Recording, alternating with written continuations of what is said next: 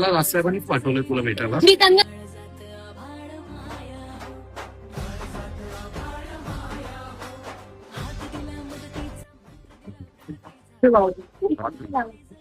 याचा काय प्रॉब्लेम आहे? त्यांचं म्हणणं असं आहे की तुमचं सिलेंडर आहे, डिस्ट्रीब्युटरच्या आत आहे.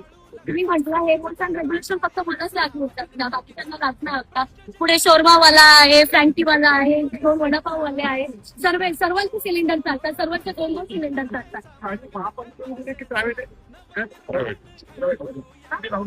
नाही, मी बोलते दादा, मी एवढं 2 वर्षापासून सलग केलंय.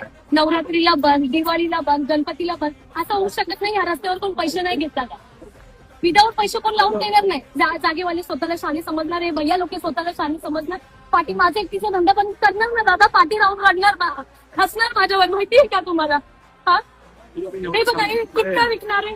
हा, हे इथं बघा, इथं बघा, इथे 2 नंबरचे धंदे करणारे लोक बसतात. इथे सगळे पेवडे लोक बसतात. याच्यात येऊन धंदा केलाय दादा. 300 रुपये घेतात माझ्याकडून रोज. गेला नाही घेतात दादा, बरोबर घेऊन. हा, मी म्हटलं माझी ऐपत नाही तेवढी द्यायची, तरी घेतात. महापालिकेवाले बोलतात सर्वांनी जातात, पोलिसांचे जातात, केडीएमसीचे जातात, सर्वांचे जातात. आणि सर्व येऊन मला विचारतात रात्रीची तुला परमिशन भेटली आहे का इथे?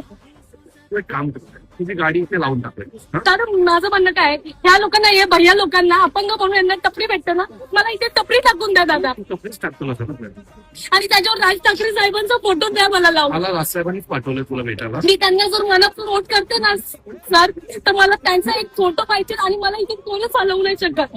मला साहेबांनीच पाठवलंय, त्याचं काय प्रॉब्लेम झाला बघून घ्या म्हणून साहेबांनी मला सकाळी पाठवलंय. गाडी टाका, मी बघतो.